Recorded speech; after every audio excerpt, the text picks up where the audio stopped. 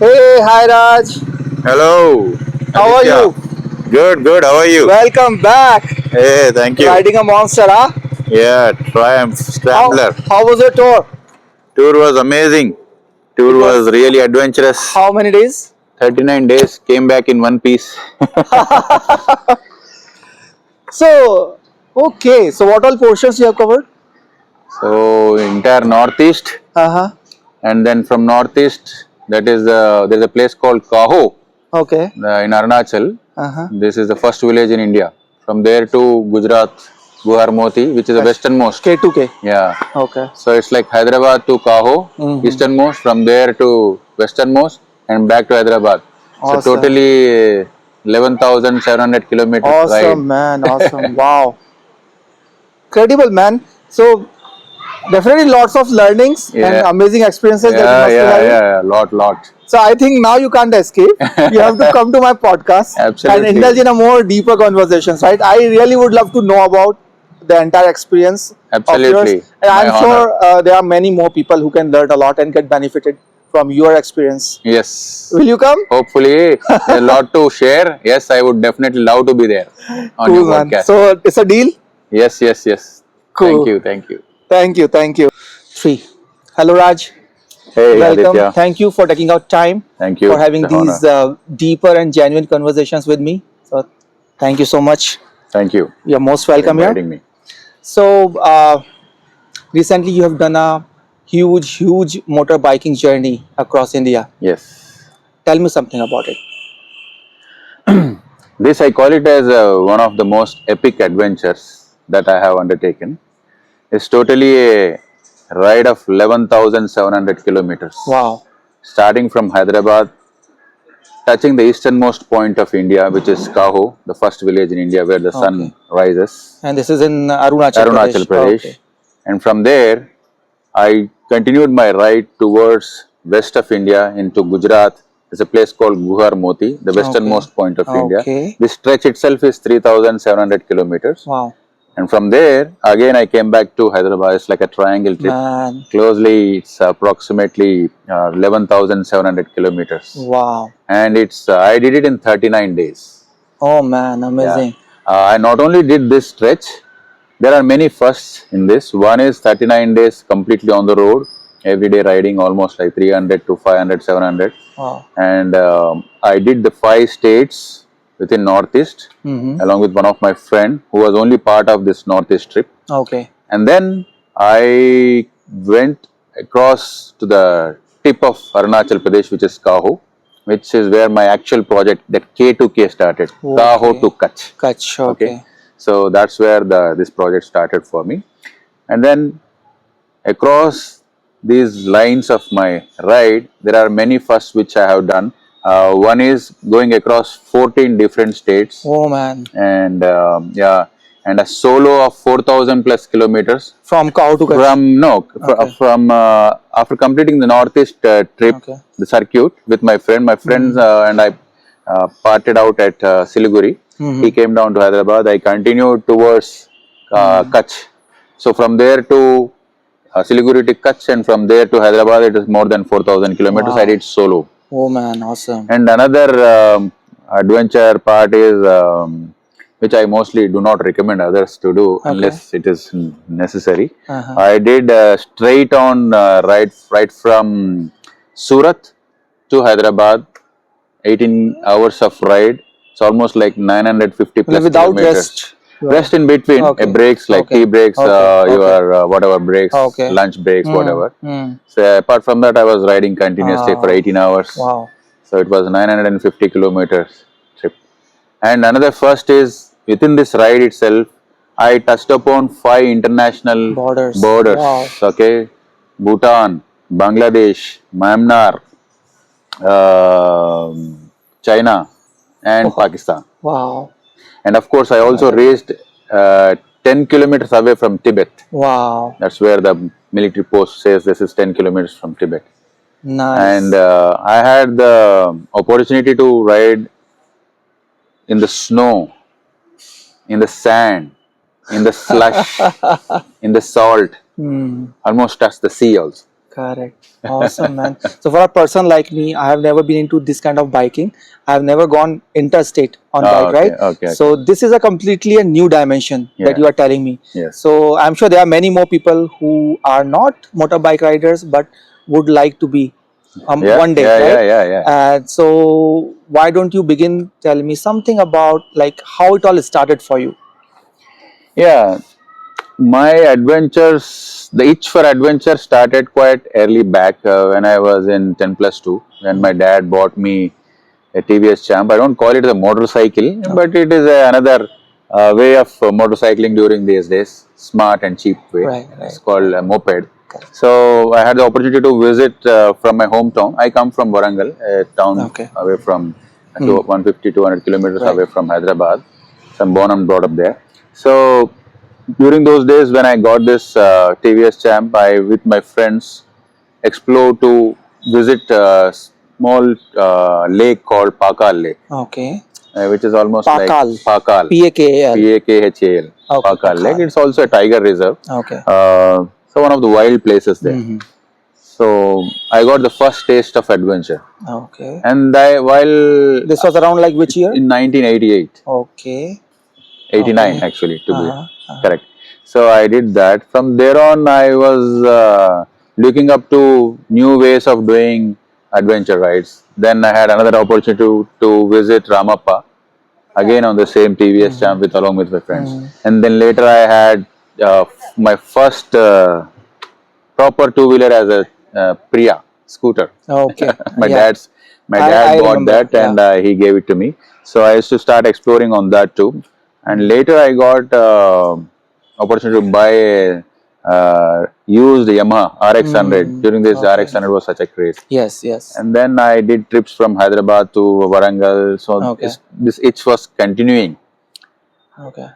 And all this was going good. And one fine day, after I got married, it was in 2002. Okay. I was in a job, living in Hyderabad with my family. Mhm. So suddenly, my doctor told me after diagnosis, he said, "You cannot ride anymore." Oh, why is that? Yeah, because I was getting some spells, dizzy spells, Oh. and I couldn't even walk some 50 meters or 100 meters without taking a break. Man.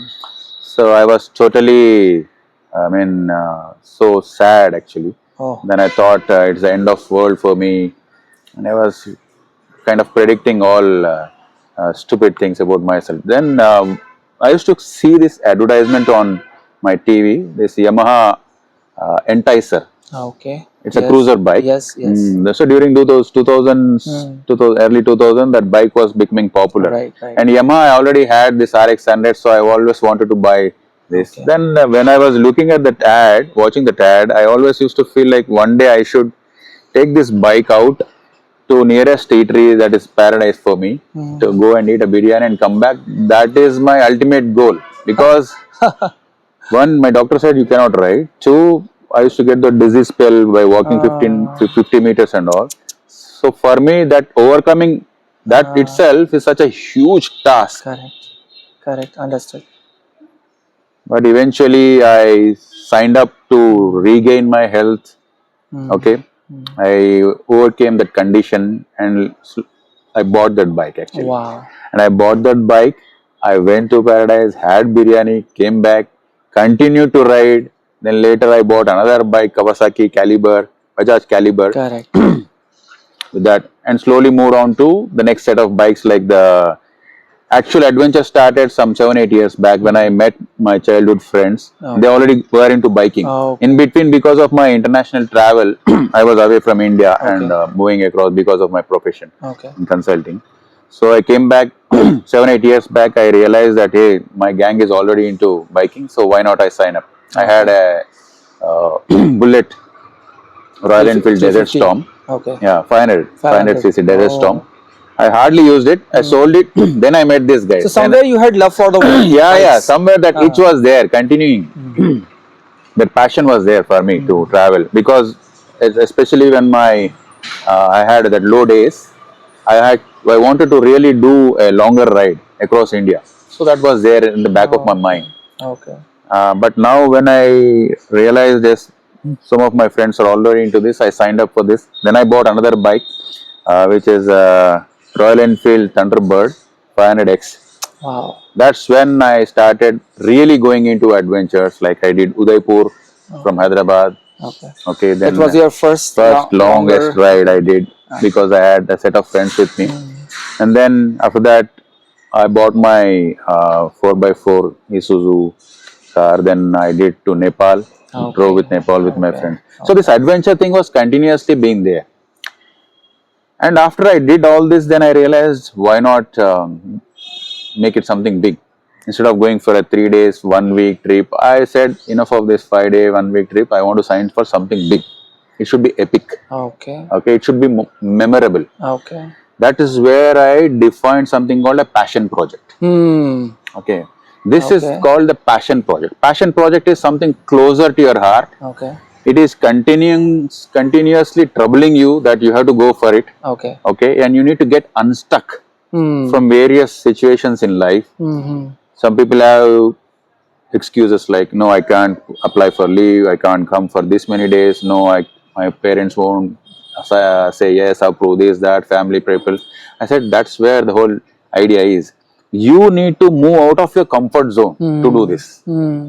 That you call it as a true passion. A true passion project. Okay, you need to really be away out of your comfort zone. It should test your whatever that you are signed up for. It could be patience, your health, your mental fitness, physical fitness, what have you, right? So that's when I said, okay, this is something I have to do. And one of my friends suggested, let's go for a 15-day Northeast trip. I said, 15 days, don't even talk. Unless you are talking about at least 1 month. Okay. No, at least 1 month, how can we? And today, and I look back, we did it. Did it. He almost completed 30 days of trip, and I completed 39 days of trip. Wow. So unless we get out of the comfort zone, sign up for such passion projects, I say that we cannot achieve whatever we set out hearts for. So while I say this is a passion project, if I look back, as Steve Jobs says, you can only connect the dots looking back. Yes. So if you connect all of those smaller adventures, they were all precursors as initial baby steps for me for the final run up to this big passion project. Correct. So likewise, at many other passion projects I have done in different areas. For example, when I topped my school in 10th class from not a great school, ordinary school in Warangal, they gifted me a Chambers dictionary. Okay. So I started devouring it and I consumed it raw. So words were my new friends. I still have those files of writing because I had to improve my vocabulary, English and all that. And I at one point of time found that I almost consumed the dictionary. Wow. It's so crazy because unless you know how to use those words, words by themselves don't mean anything, right? Correct. Unless you put them in the right sentences, right. you won't get the right advantage of the language. Correct. But no, despite because that, you of were my doing passion, oh man. then I was struggling to read some English novels. That's when I picked up. And another passion was, among many other things, was my martial arts. Okay. So martial arts, I started young when I was in 7th class. I used to watch those Bruce Lee movies. Then I was so fascinated by his style, his way of kicking around people. I wanted to do something like that. So I signed up for a martial arts taekwondo school. Okay. Within 3 years, during the school times. During the school times. So when I got into my 10th class, by then I already was doing my brown belt. Okay. Wow. But my dad gave me a warning saying that in 10th you cannot afford to miss out on your school time and study time. It's enough, within 3 months you have to close this. Then I said, okay, I'll go for black belt. 10th, second dan I gave the test and I got black belt in taekwondo. Amazing. And during taekwondo also again the same passion project. I was so consumed. I was doing some funny things like going to Bruce Lee photo. My mom was thinking this guy has become crazy. Right. But I don't know. That's how I take that passion project so seriously. And likewise, when I had this health issue, again, I unknowingly said I have to recover and overcome this condition. I was walking, I was doing meditation, yoga, whatnot. I was reading Deepak Chopra's books. Okay, and then I was believing that belief creates biology, and started believing that wellness, it all starts in the mind. Okay. And I attended some Sadhguru classes. Attended during those days. He used to come to RTC Crossroads and run the lectures. Okay. And then there was this Swami Sukhabodhananda also used to offer lectures. So I started some of those. Of course, I didn't go deeper then because I recovered my health. Then I had to recover my time. I was 6 months away from job. Then I said, okay, I'll get my job back. Then I started getting into the job. So these are all those things that have added up to give me the right runway for me to do this kind of projects. And of course, there's a lot of support from my family. 39 days is not an easy thing. Right. Likewise, if I have to call for one more passion project, I started doing visual thinking. Okay. So I found my company. In fact, company is a commercial term, but space for me. It's a creative space for me to bring out my ideas, thinking in a visual format. Okay. I read a lot of books, of course, Jessica Hagee and so many other books, Dan Rome. And I picked up a lot of this language, templates, and I got a lot of ideas. So during COVID time, if you come and I can show you that I have got this many books where I was scribbling out ideas, Venn diagrams, charts, whatnot. Okay. So I started expressing my ideas visually. Okay. And I also started a blog called Ideum on Insta. Ideum. Okay. Yeah. We'll talk about it.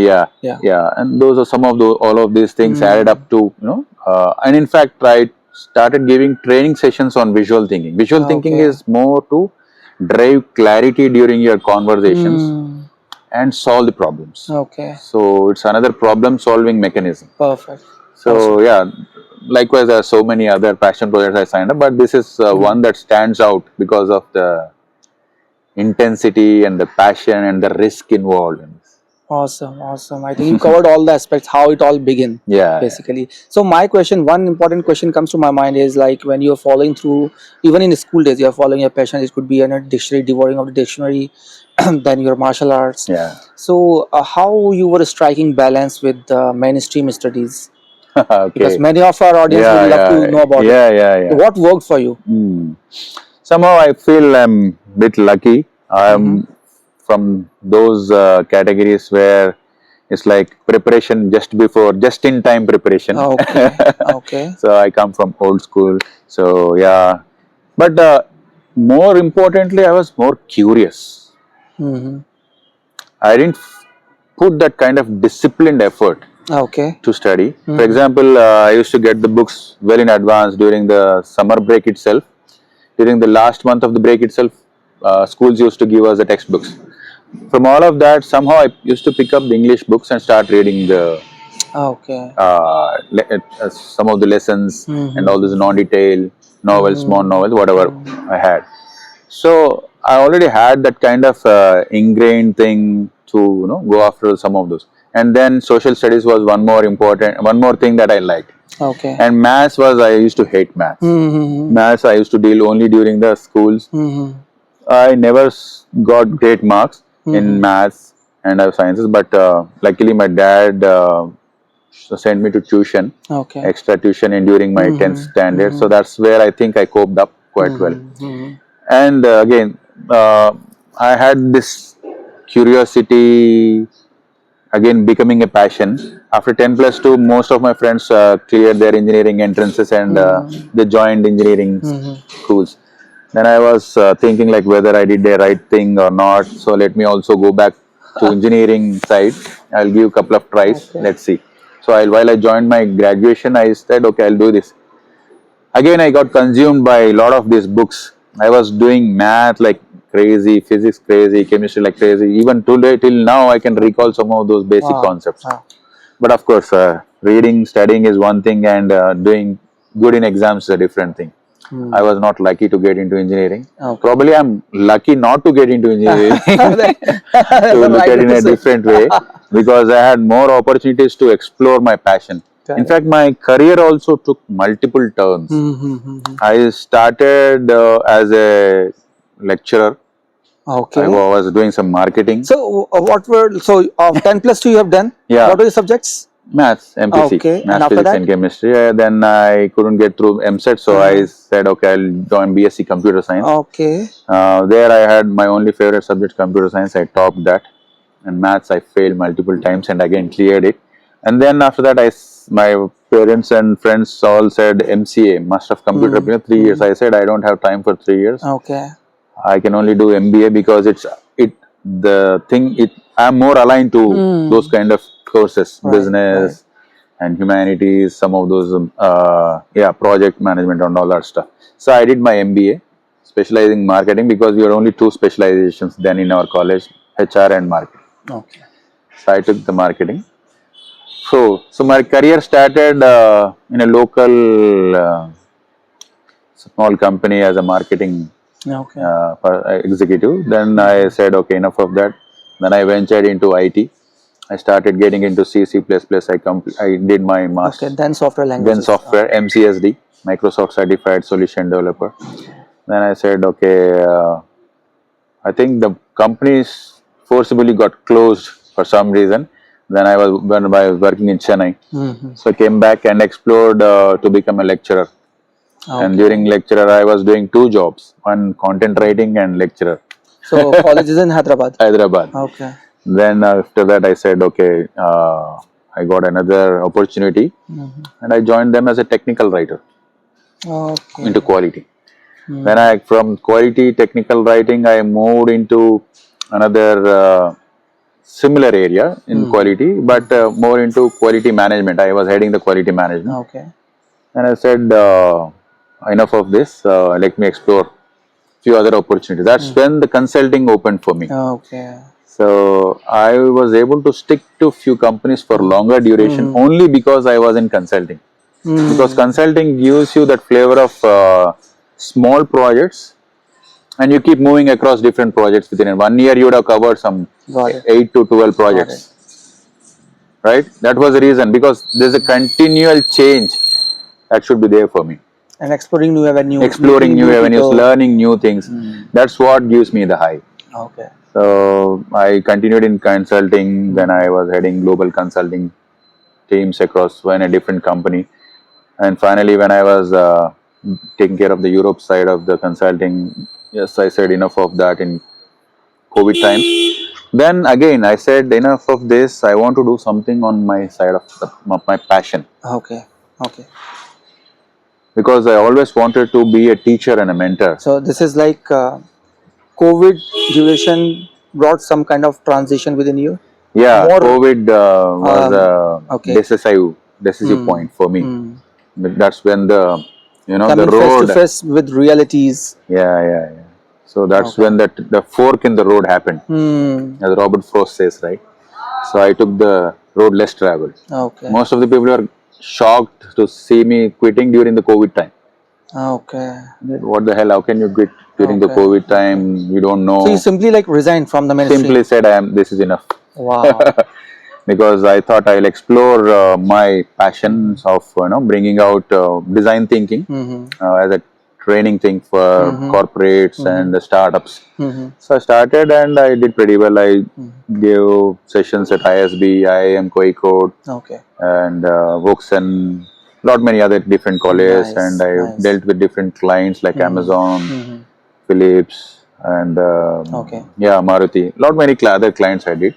And I'm continuing to do that while exploring other passions like visual thinking and also some of the closest things like adventure riding. Right. Yeah. So this all, if you look at it, it's all a checkered career, and there was never a straight line. I never liked straight roads anyway.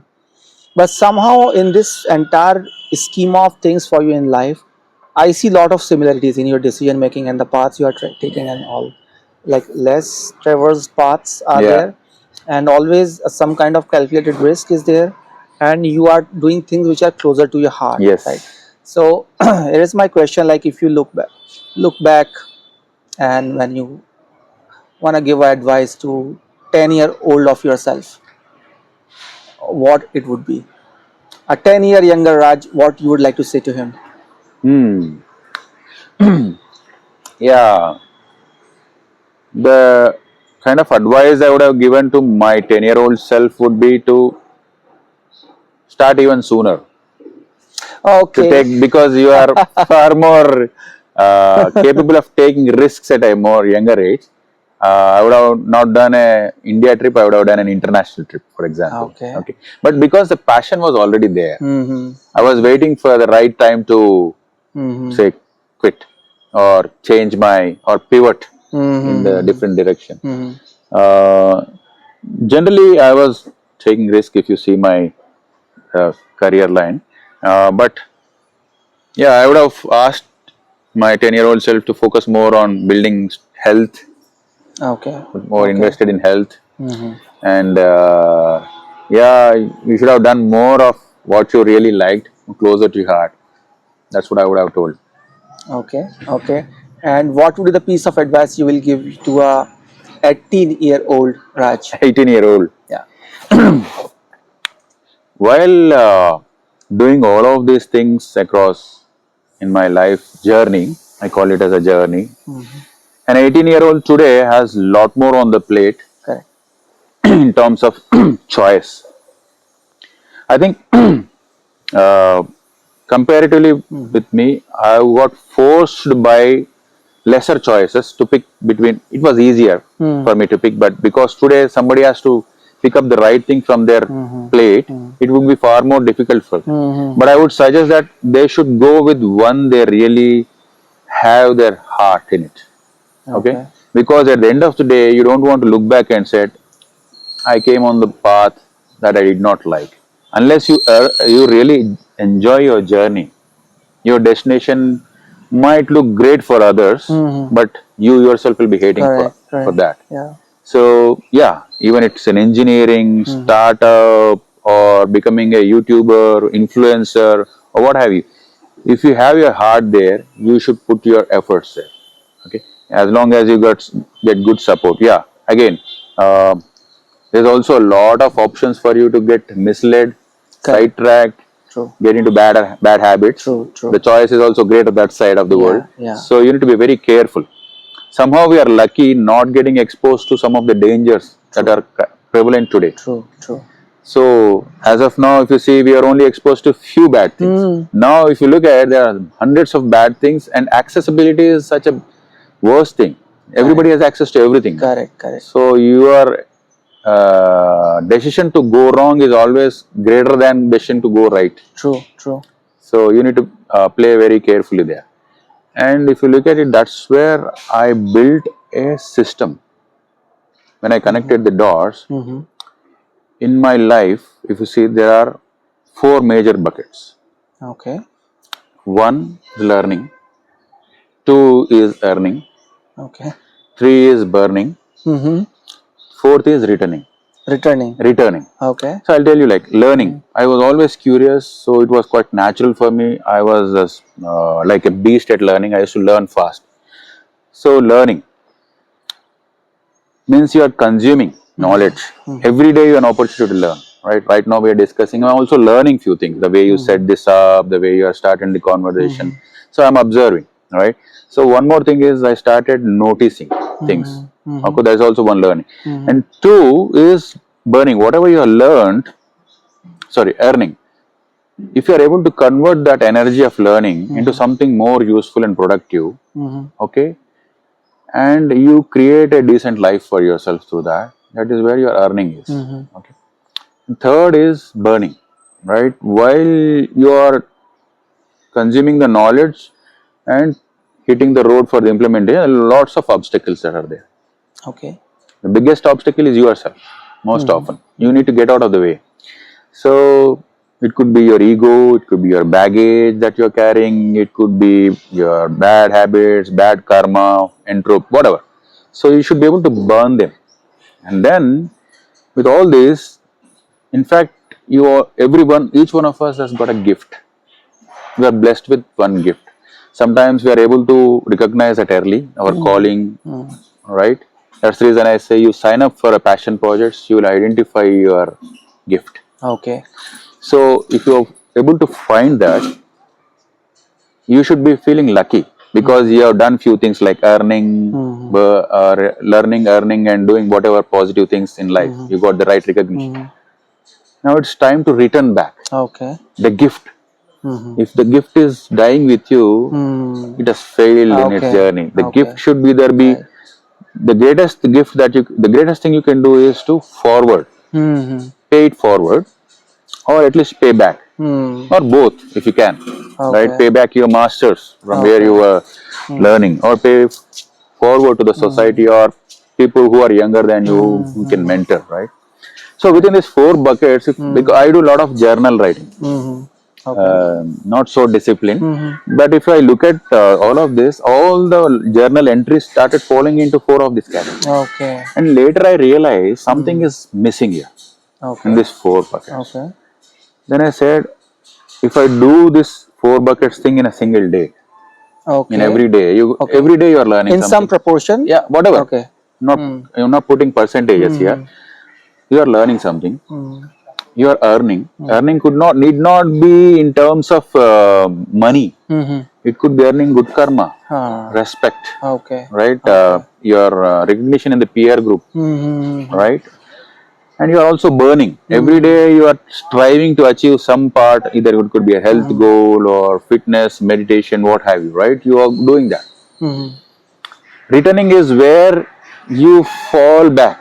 So find avenues to return. So sometimes you smile back to a stranger, that itself is returning. You're making somebody's day, right? Or you're teaching your kid. It's in a way of returning. But find more avenues. And then I found that from these 4 categories, what is the best thing? Unless I put something called meaning. Okay. The meaning is anchor for these 4 buckets. Okay. Okay. So if you are able to find meaning within each of these categories, or if you are connecting these 4 buckets, if you say that, hey, I actually helped one person in a small task at a bank today, she felt happy, and I was happy too. Okay, or somebody told me, help me. Okay, then I was able to return the same thing to some other person. I becoming lighter, right? So there's a meaning in it. There's a meaningful activity instead of, again, if you put only 4 buckets, it becomes more mechanical. So I have a syllabus to complete and read this. But unless you find meaning for yourself, my meaning for myself could be different, and your finding meaning could be very different. Perfect. Yeah. So this is a journal. I'm actually launching a book. Okay. This is one more passion project I'm signing off. Yeah, I'm just trying to reveal few parts here. Sure, sure. So this journal will help people to sign up for the passion project and also use this template and different examples for them to strive towards achieving those goals. I come from IT, the background in Agile, design thinking, design sprints. I studied a lot about mental models and visual thinking, the nudge psychology. So trying to bring all of that into this journal. Okay. So you cut those big goals into sprints and how you want to achieve them. Yeah, you have done enough for the corporate. Now do it for yourself. Okay. So basically, to identify your passion and then explore your passion and to achieve and master your passion. Yes. That's what somebody get from this book of yours. Yes. This is a journal. Methodical approaches. Yeah. So the person, I forgot the name of this major, James Clear or Habits, who wrote the book Atomic Habits. Atomic Habits. He says you don't fail at the level of habits, you fail at the level of systems. Right? Correct. So if you have a system in place, right, you'll eventually be going there. I agree with that. Because you have signed up for the project, which is cut short into sprints, and a lot of things like practices like retrospecting, and you have designed some commitment devices within which you can start picking up and start applying. You are looking at a smaller improvements instead of one fine day you are coming out of a cave transform, which is something like a improbabilistic thing, right? So if you focus on these smaller things, one of my visual nudges is win the day. Okay. Forget about winning the years, winning the decades. If you win the day, that adds up. Correct. So yeah, so some of these templates, if they were able to use it, then I think there's a lot of potential for them to achieve their vision or goals. Okay. So it is. Interesting. I'll be the first one to hit the field. When you are releasing this one? Sorry? When you're releasing the book? I think it should come in Jan. It was a bit delayed. I'm working with a publisher. I'll get a already. copy from you. Of course, of course, of course. Okay, Raj. So now we'll explore, we'll dive deeper into some of your motorbike riding experiences. Mhm. So, would you like to share something which you see as a peculiar situation or a very strange encounter during any of your bike rides? Yeah, I mean, obviously on the road, once you're on the road, you will get to see so many things, good, bad, ugly, right? For example, in my K2K ride, that's a recent ride of 11,700 kilometers. I met different types of people from different cultures, different terrains. For example, when I was talking to one person in Nagaland, Mm-hmm. I was a bit scared uh, before I started my conversation because he was holding a gun. Oh. People there hold guns Mm-hmm. for whatever reasons they have. One for birds or whatever hunting they do. But we never see people, strangers on the road carrying not guns. used So I to. was like little scared to talking. But after I started slowly opening the conversation, he turned out to be such a nice guy. His tone was different because we are not used to that kind of a tone. But he talked so well and he gave me the direction. In fact, we were crossing a very slushy path, Okay. okay, a mud path, and I couldn't even stop there. But there are huge trucks coming down. Okay. So at one point, I hardly managed to stop, and he was so helpful to hold my bike also. Then after this conversation, it felt like wow. So that was kind of an eye-opening. In general, because of my previous experiences, I was a bit hesitant most of the time to open up to new strangers. Okay. But this K2K travel, the recent one which I undertook, I deliberately try to talk to more people because I want to test that hypothesis that strangers are generally bad, especially. But I have seen, of course, different types of people. You need to be careful what you are doing. You need to know how to approach language, and you also be on the safer side. So that's one. Two, while I was going into Varanasi, there was one dhaba. I stopped there. When he was talking to me, came across so warm, and the way was showing that hospitality, I was like blown away. He was such a nice guy.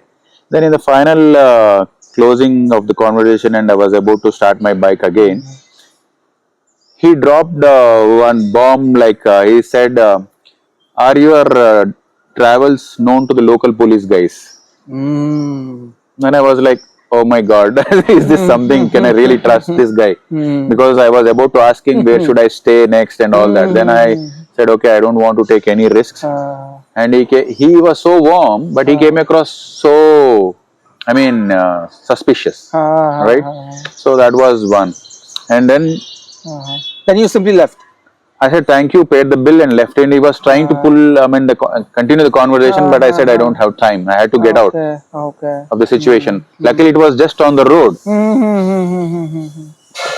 And on the road, you see all types of people, good, bad, ugly, right? And then when I was going towards again in the Varanasi stretch itself, I stopped at a small tea joint, and then two young kids, 10 years, 11 years. I think they are operating their shop in their dad's absence. He was not there. And they saw my bike. They came hesitantly, asked, "Can I touch this bike, भैया? हाँ, देख लो. एक photo ले सकते हैं क्या? Yeah, photo ले लो. Okay. बोला मैं.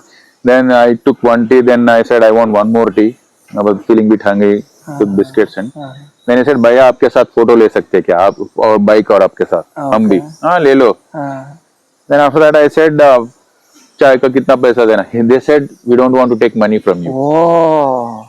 I was like, so small, young kids, okay? I can see their hardship. They're running a shop. They have to meet their livelihood based on the sales that they get. But they are able to offer it so free. Wow. I mean, I'm not saying they're fools because they got saying the bike and no. They are genuinely warm-heartedly saying that, भैया नको आपके पास पैसे नहीं लेंगे हम. Oh. Did you ask why? हाँ, मैं वही पूछा. हमको अच्छा लगा आपको देख के, आपका बाइक देख के. आप हमको फोटो भी दिया ना, आप हमको फोटो भी दिया ना. See, he was saying that you spent some effort from your side. They are reciprocating that. And I said, okay, नहीं मेरे ऐसे नहीं होगा, मेरे को पैसे देना है. आप एक ही चाय का दे दो, एक हमारे तरफ. So nice. Oh, wonderful. Likewise, there are so many warm-hearted people. In one place, this Manipur guy fled from Manipur because of some situation there.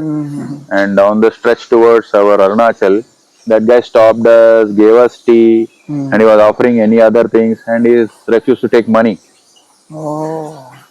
He came here to settle down and make some livelihood. He's already running a thin budget or on the tight strings, but he was able to offer us. So what do you see as a reason with these people? They are already in so much of hardship, and still they have guts and understanding, not guts, understanding of you. They can empathize you more than an urban person. Exactly. So what do you think is the reason? Few things I observed. Most often people who go on a bike tour, especially motorcycle, they are given some kind of a special treatment for some reason, because they like people who come all the way from on biking. They take the hardship. They like them. Okay. So you have one box, a tick in the box saying that, okay, I am on the motorcycle, so I am a right guy. You can trust me. Or they have some reason to believe that, okay, this is a great guy. He has come all the way. Kitna acha hoga. That is one, you have break some part of the ice or whatever, that barrier. Two is people who are in the lower economic strata, right? They have big hearts. I saw that. They are more face to face with the reality. Yes, and more they know what it is to live on the road, ride on the road. Correct. Than any urban. Correct. Okay.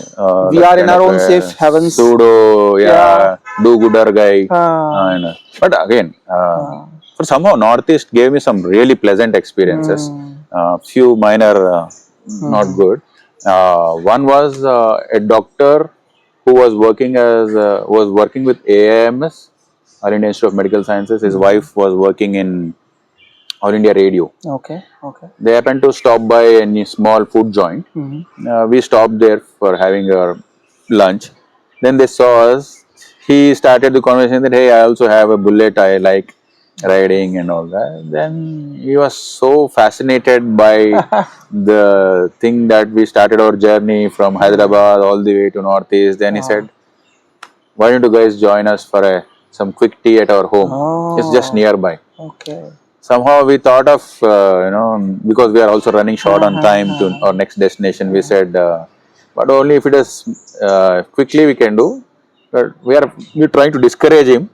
But he was so adamant, saying that no, you must come. Okay. Then he asked his wife to wait there until we completed our lunch. Then they asked us to follow their car. It was just 5 minutes from there uphill. Okay. And he took into his house. His house was so beautiful. We would have never got that opportunity to see their house inside. Okay. Because the moment you get inside, it's a duplex type of house. Go outside the balcony, you can see the entire mountain line. Wow. Beautiful place. This is exactly what place? This is in Nagaland. I forgot the actual place, location. I might recall that. Okay. No problem. We'll add up later. Yeah. So beautiful. They have their chefs cooking some exotic fish. They were offering us. So, and then he took some time to show us a nearby. Okay, this was after we went to Longwa. Okay. Okay. So nearby Longwa. So that guy showed us the nice house of people who their old tribesmen's place. It's nearby to their home. Okay. He took us there and showed us and wished us good luck. So nice of him. Wow. Amazing. Have you had any kind of near death experiences or very risky situations that you have faced in any of your rides so far? Yeah, if you say you are a rider and you are riding on the northeast roads and say that you didn't have, then you didn't ride. It is as simple as that. But yes, many of the situations were there. For example, we were in the Sela Pass, where roads are not that great. During our first start of this journey itself, there was a huge fog, extreme fog. We could hardly see 10 to 15 minutes, and it was also raining. Okay, and then we had to gear up completely, and then being a motorcycle biker, you are exposed to the rain. If you open the visor, you will start fogging here. If you close the visor, you can't see well. Can't see, so it is like a play between here and there, and then you are going on the edges of the road. The only thing that helped us is because we are running on the edges, possibly edges, and then since there was a fog, we didn't even know. So you don't know the danger. They don't know the danger. Otherwise, when you speed, you become more fearful. Yeah, perceived danger. But after that, the fog cleared up once we went to the top of the Sela Pass and we started going down. We could see there were some really hard-cut cliffs. Okay, so dangerous places were there. And from there, Bumla Pass was there, our next destination. Okay. It was actually heavily military infested because of its sharing the border with China. And suddenly we go, and some places there were black ice. Okay. There's a lot of slippery Why day. black? Because it's snowing there. Before a couple of days it snowed, and then once it starts settling down the tarmac and it becomes hard, you can't even see. It's a black ice. Okay. It is there, but you can't see, and when you go from there, it's easy to slip and fall. Very risky terrain. Yeah, and then in Nagaland. Nagaland, we rode through 30 to 40 kilometers of hard slush, knee depth. Oh. Your entire half tire, half of your sprocket, chain got submerged in that. And bikes were doing pretty good. We were pulling it. And there were road repairs happening. Okay. See, the point is, even if you fall, we don't get hurt because it was soft mud, right? But yeah, getting up and getting on is such a big thing. Right. But if you don't know where you are even putting this foot, because there it could be a deep hole or whatnot. Right. So it was so bloody scary. And the city actually in Chapra, in Bihar, people told us many stories, like generally people tell, right? Yeah. And after going there, we really witnessed. Of course, we didn't really encounter a very bad situation, but you could observe. We could observe, sense that one guy was literally tailing us for literally 4 or 5 kilometers. Okay. And was even gesturing like, "What is there in the bag?" near that Gangapar bridge. So many situations were there. We were we need to observe and go. Properly observe and go. And when I was doing the solo ride also, after Siliguri I started solo ride. Towards again had to go back from the Bihar route. I again encountered few places here and there, but that was okay. But once I started going towards Agra in the night, there were a few mobs on the road trying to stop. Oh. Didn't even realize. But because it was a highway, I was able to pass through. Yeah, so many situations out there, definitely. So if I may ask, like, what's your rule of thumb when you first tell me about the terrain wise, how you prepare yourself? Because first time you are going to this kind of terrain, and in such longer rides, and especially India, your terrain keep on changing. Yes, you keep on encountering new terrains. So you have to adjust, adapt, inspect quickly, right? Yeah. So what's your rule of thumb there first terrain, and then we come towards the people. When you see such people around, what's your thumb rule? What's your learning to be safe? Right. So first terrain. Yeah. See, even before the terrain, you have to step back and understand, know your bike quite well. Okay. Unless you know your bike well, you'll not be able to ride properly. Even if it is a good road, if you don't know your bike well, you cannot ride. Okay. Most often I see people buying the bikes, new bikes, and going for a long ride, immediately Delhi. No. Right. There is an adaptability period for you. One is to break in, some part of you have to run in the engine. Two is you need to know how you perform on your bike and how your bike performs with you, with your weight or with your position, stance, sitting, geometry, right? And they don't even test their brakes. The first thing I suggest newcomers is first learn how you can apply emergency braking, because these days you have ABS and all. If it is your first time you are using the bike, first time you are applying ABS on a highway, and you think that bike is misbehaving on the road and you don't know how to apply properly, you are lost. Because bike is capable, but since you don't know how it performs, because when you are applying the ABS, it starts and it stops and releases. Stop, release, because it doesn't want to lock your wheel, so that there is a chance of sliding, right? So you need to know. You need to know what kind of pressure you need to apply for you to stop. So first practice that. Even I would suggest for you, for newcomers into this field, is to go to a small training session. One day session is more than enough. Like for example, FMA is there in Hyderabad. There's so many like that. They will teach you the basic fundamentals. How do you sit? How do you stand? What in this terrain? This is how you need to do. Terrain wise, they provide training. Yeah, terrain wise. Most often it's an off road, but once you become good in the off road, you'll be able to deal with any type of terrain. So within off-road itself, you have got mud, slush, loose sand, gravel. So you would have covered most of the stuff there. And since you do with a trainer and other team, your ability to learn faster is there. Instead of you going and experimenting directly on the road. Correct.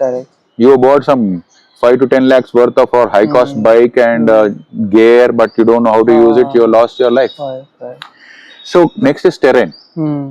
Most often we are on the asphalt. Within asphalt itself, you will see hundreds of variation in Indian roads. One is a broken road, okay, no tarmac, okay, gravel one side, or there is a lot of undulation on the roads. If you see from Sholapur to Hyderabad, one of my close friends suggested not to even come out in the night. Why? Because one, the road is very terrible, and two is he suggested me, because I'm doing already a long ride, especially when coming home, don't ride too much, because we are in a hurry. We tend to make more mistakes. I agree, but there was a different reason for me to continue the journey. I'll come to that. But he was, thankfully, he suggested, he was one guy, I will tell you, like what all things you do when you do an off-road training. You need to have one biker who knows riding as an offshore, or not an offshore, but a virtual command tower. He should be able to observe your route, guide you sometimes. Okay. What you cannot see, might see, or able to help you in some locations and all that. So next, coming to the terrain part, right? So this is one. So this person is heads work for you basically. Yeah, he's my friend. He's a biker friend. His name is Viju. He stays here only. He is one of those passionate bikers. Okay. He comes from Kerala. He does all the ride directly from Kerala to here. He and his brother and his dad also they have got a legacy of biking. And he knows. He's like a bike whisperer. He knows that this bike which problem I thought this is it. Okay. Many a times I stopped making some costly mistakes because of this advice. Yeah, thankfully he was there. So next is coming to the terrain part, right? Coming to the terrain is most often if you are over speeding, any terrain won't help you. Even the best terrain, best roads won't help you. Okay, go slow. First, get the know of the land. You see. You're able to see, right? You're able to see, then you first start slow. You get the feel of it. Once you are comfortable, then you go to the reasonable speed. For example, if you're on a mud or a slush, we cannot expect to ride at hundreds kilometers, right? So go slow is a mantra. Okay. Here we are long distance marathoners, just the way to put in the runner's language. So it is not the speed that counts. It is a sustained ability to go for a longer duration. That sustainability. With that level of awareness. With level of that, yes, awareness, alertness. Alertness. We cannot continue to, because if we have to speed our bikes within 50-60 kilometers, you'll get drained if you ride at 130-140. Because you got a mental ability to also consume so much of visual information. After that, your brain gets drained and you are getting into that tunnel vision. Right. So many challenges will be there. Correct. And small mistake, you are dead. Correct. So my riding style is approximately 100 plus or minus 10, 15, 20 based on the stretch. But on average, if you look at it, if you look at the complete long rides, on average we don't do more than 50 to 60 kilometers an hour. Okay. Because in between stretches will be 100, but in some stretches it will be slower. Extremely cautious. Yeah, extremely cautious. In the Nagaland area, that 30 kilometers we did 4 hours. One, we couldn't go anyway faster. But even when there were situations where we could go faster, we were not going that fast. We had no hurry. The other good reason is, I wanted to tell this. If you go by a plan, there are certain dangers. If you go with a strict plan, I meant to say, go by the design. I always believed in designs more than in plans. Can you please elaborate that? Yeah, design is more of a structured preparation. I mean, mentally, your awareness, right? Okay. And then you are destined to go there. Okay? Then you will go. You believe. Okay. But if you go strictly sticking to a plan, saying that today I have to go to Nagpur. Okay. By design, on that day, your alertness is not good because you didn't have a good sleep. By design, there was a bad road, right? And you didn't have a proper gear, or by design you didn't have the right capability in your bike gear or bike. Okay. Right? So, if you have to hit the milestone as per the plan, you will definitely want to stretch speed, take risk and go and hit Nagpur because you already booked the hotel. You don't want to lose out. Yeah. If you go by design, okay, if you are thinking like, okay, mera aaj itna hai capability, I cannot ride more than 7 hours. Okay. I will ride. That is my by design. Whatever comes for a proper decent place, I am okay. Okay. You stop there. That way. Yes. And addressing more of a reality. Yeah. Understanding, responding to the present situation. Correct. I mean, not saying that you don't even need a plan. We so you need to operate between a design and a plan. Striking balance. Yes. Because the plan, as you know, you come from IT field, right? Your project plan goes for a bounce the moment you hit the road. First encounter with the enemy. So that's the reason planning is more important than the plan. Yes. But your planning becomes far more improved when you know the design. Exactly. And that's why you need to be basically agile. Yes. Adapt. My friends used to tell me that, tease me on my towards from Siliguri to Gujarat. Okay. Every day it's becoming agile. I said agile version 1.0, 2.0. But I was open. The other thing is I am generally more open to more possibilities. I am not purely stuck and blindfolded to one particular route. Because on the way, if I find something really important, for example, Pushkar Camel Festival was not there in my itinerary initially. Then I said, I go to hell, I'm going to Pushkar. Then I did the Pushkar thing. Wow. Okay, initially I didn't want to do in Bihar. I ended up spending 2 days in Bihar because I was flexible by design. Okay. If I go with a plan, I said no, because I have to go there. Possibly, probably planning helps certain set of people. Yes. Because they go by the plan. Maybe, suit yourself. But for me, it's more by design. Understood.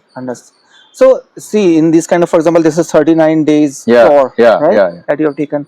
not every day you are feeling healthy, not every day you are at par. Yeah. So how do you manage that? And sometimes, did you think like, has it occurred to you at some point of time that okay, I'll call it off, or something like that? So tell me about that. Yeah, after I mean, many situations provoked me or made me think, why the hell did I even sign up? Especially those brutal stretches in Nagaland, Okay. where we didn't even know how the next stretch of the road will be, because we are continually going into deeper shit. And I thought, why the hell did we even sign up, and why the hell did we even take up this route? People, when we talked, they gave us clues saying that, are you sure you want to take this route? We are not reading the clue. And they said, if you have to go to that, you have to go back into Assam. From there. Then we thought, what's the point of ride if you have to go back to Assam and take a better road? Okay. So, we'll take the road less traveled, right? Okay. So we signed up. So many a times I slipped in the mud, I slipped. Of course, we got up. Then I was thinking, oh, did I make the right decision? But my philosophy is getting unstuck. Getting unstuck means it's not about falling, but you get up and go. Yes. In life also, right? Yeah. It's not that you don't fail. When you fail, when you are low, it's time to recover, rejuvenate, or whatever it takes you to stand up, Right. then take another step Right. forward. So, yeah, that's the mentality. So, that is one. Two, when it was coming to the end of this northeast trip, we were almost like fragile, like our mental, in the sense, energy levels. We were all already tested, got tested. More so because a few more of this kind of brutal stretches were there between Shillong and Silchar. Okay. Okay. Silchar was 200-300 kilometers, but thousands of trucks got jammed up Okay. on both sides of the road, and there were potholes of almost like 2, 3, 4, 5 feet. It's like we named it as an axle breaker road. Damn. Most of the lorries, when they are turning, the axle broke off and then completely overturned. Yeah, and we had to go through that. And after that, then he said, enough of this. But what helped me to move is, one, fine, getting that unstuck. Two is, I have to do the K2K stretch. Okay. That was inspiring me, because I will never have another 39 days of time availability, and with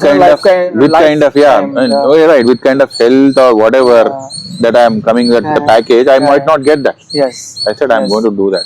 In fact, my friends also saying that, okay, you are done with the Northeast, come down, let's go to Hyderabad. There is one more opportunity in January, I'm going there. I said, no, I'm not doing that. I'm not going to touch here and one fine day go and touch there and say, I have seen both sides of the world. No, that doesn't work for me. I want to do this stretch end to end. So I was very determined on that. And I know my bike was also going through a bit of a trouble, because after going through a lot of slush, the sprocket, the chain, got jammed up with small sticks and stones. I got it cleared and serviced in different Triumph showrooms. They helped me, but as I was progressing in my journey, I started realizing it is going south, especially the performance of the bike. Then I finally got fed up with it, got something done in Patna, and then Varanasi, I got it completely set. Okay. And from there on, it was another smooth ride. So, one is, you need to be fixed on the vision, not the journey, not the destination, right? On the vision, not the destination. Yeah, and design, let the design play your journey. Because I was not even sure that within 39 days I will do it. Okay. Okay.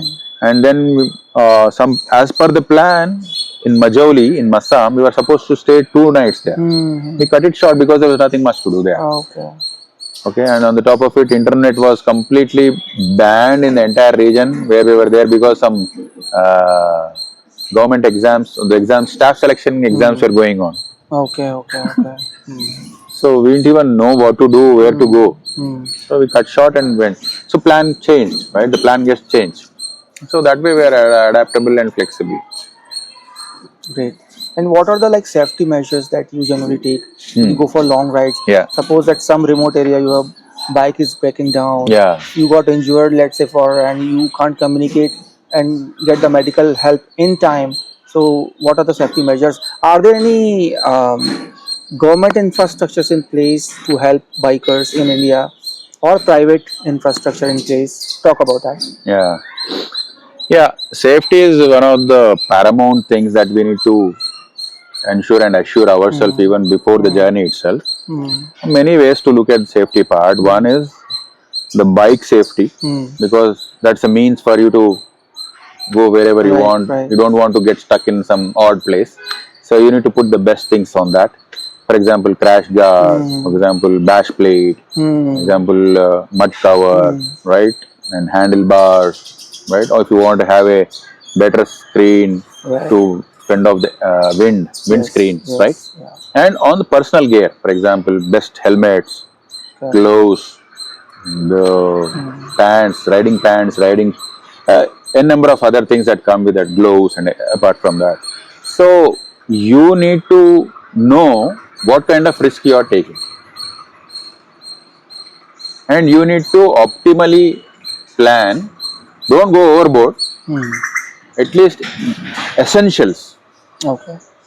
And if you have to arrive at a set of essentials, it comes with practice. Okay. You need to do your own experience. Yeah, you need to go for a couple of trips or more trips, then you will know.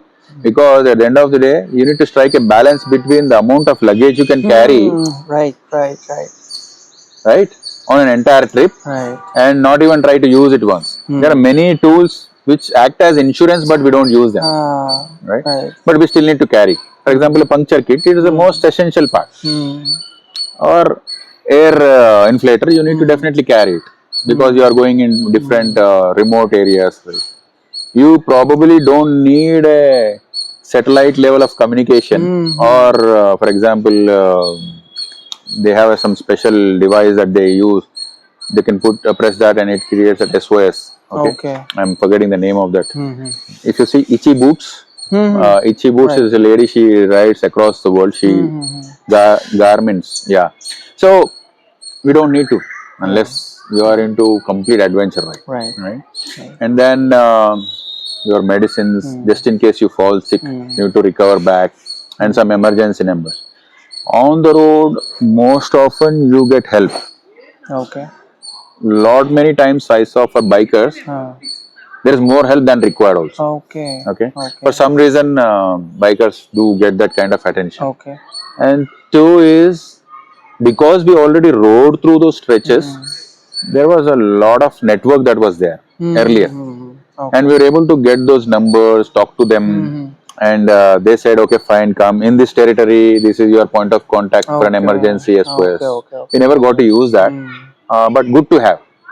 And then like area wise. Yeah. If you have it, tap into that network.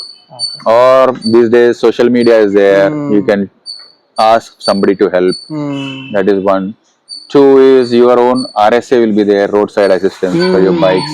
Okay. See that it is active, and have contact numbers of your mechanics whom you trust, so that any time of the day or time you can call them and find out what needs to be done, right? And yeah, apart from that, a good prayer, and yes, nothing will go wrong, because this is a road, anything can happen. Completely out of control. Completely out of control, right? Anything, you can lose your bike, or you might meet with some very nasty accident and there's nobody to help. So these days, on the helmet also, you can put your blood group and some SOS number. Some apps have also come, make use of that. And at least, I told you, right, the other best part is to have one of your biker friends as a virtual commanding, who can observe, track you once in a while. Right. So you can share that Google path continuously. There they can monitor you. If you are stuck somewhere, not moving, then they can call, find out. So yeah, these are all the safety measures one should take. But more importantly, it's prevention is better than cure, right?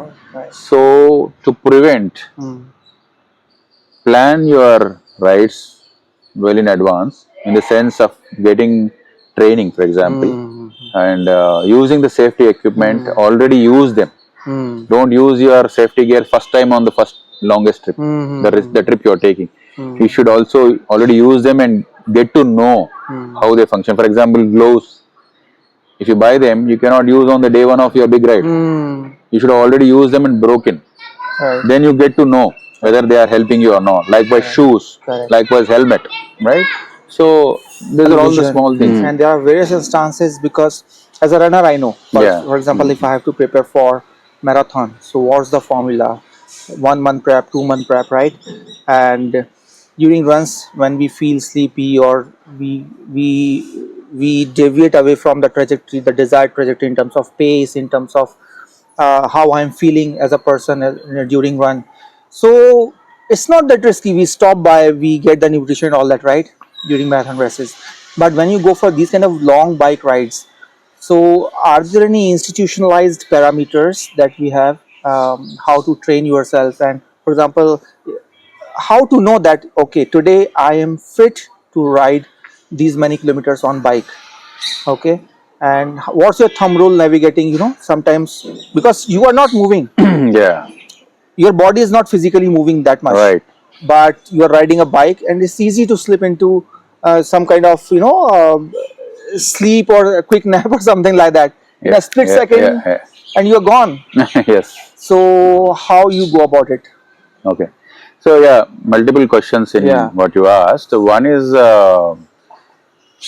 the tunnel vision and feeling sleepy, and are you energetic or capable to do How this to much know of a that? ride, right? What are the parameters? Simply put, it comes with experience. You should have done shorter rides, day rides, than 3-day rides, 4-day rides, or weekday rides. At least you should have done 3 or 4 of such things. Then you would know your limitations and capabilities.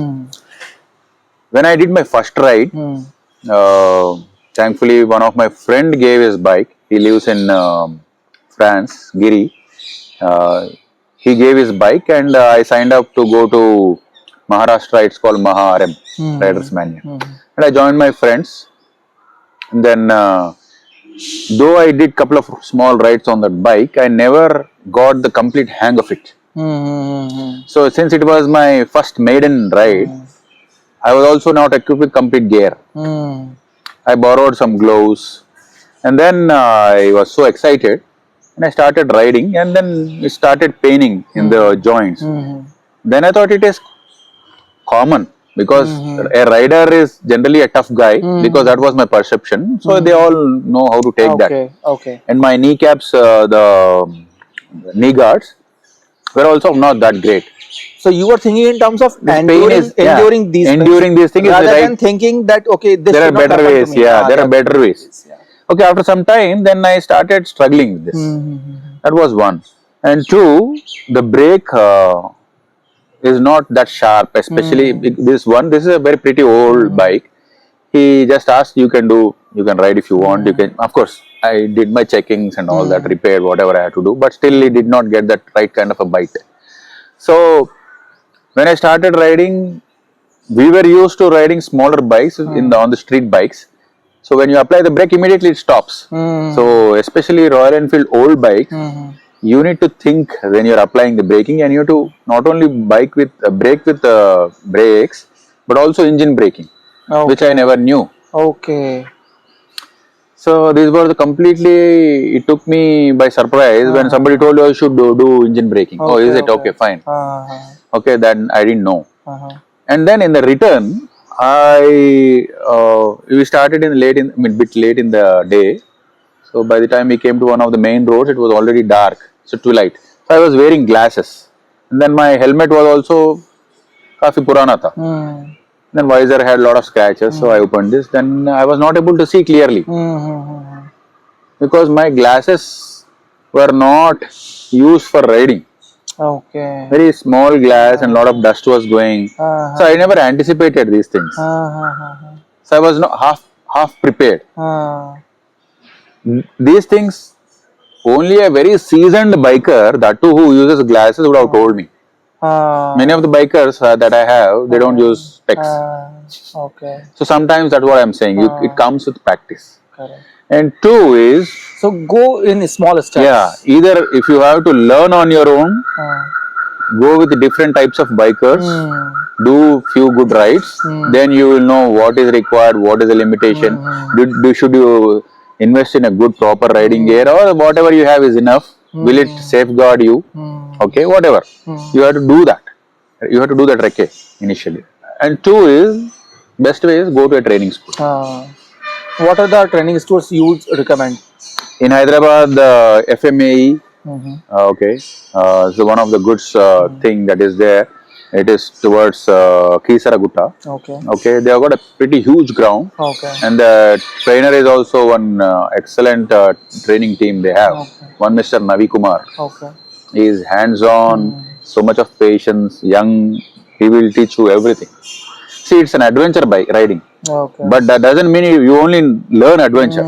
You'll also know about your bike. Correct. How to set it up. What is the angle of holding the brakes? Okay, how you have to seat, how do you have to grip your tank with your legs, knees. Definitely. So how to do the counter steering and all that, balancing the bike. So basics, a lot of basics are there. One, you need to understand.